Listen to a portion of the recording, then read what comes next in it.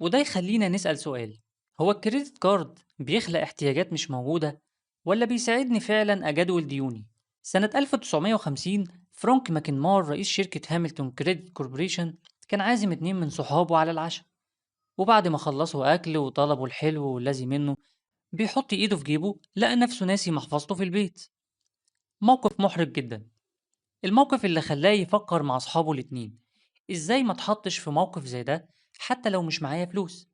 وطبعا عارفين إن رأس المال هو الشرير في قصة أحدهم. الناس لو معاها فلوس في البنك ومعاها كريدت كارد مش لازم تمشي بفلوس. طب هيعملوا إيه لو مش معاهم فلوس وعايزين يشتروا حاجة مهمة؟ ما تشيلش هم، ما هي فلوسك جوه الكارت، هيتخصم من حسابك وبس. لا، ما أنا مش معايا فلوس في الحساب.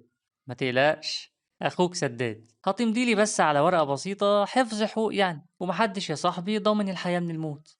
شوف تعرف تسدهم امتى وعلى كام شهر. هتسدهم زيادة حاجة بسيطة، انت عارف انا لو شغلت الفلوس دي هكسب كتير، بس انت اولى. فكرة بقى انك مش لامس الفلوس وبتسحب من حاجة انت اصلا مش شايفها، ده بيخليك تستسهل الشراء، وشراء بعد شراء بعد شراء، بتبص تلاقي نفسك من الغارمين.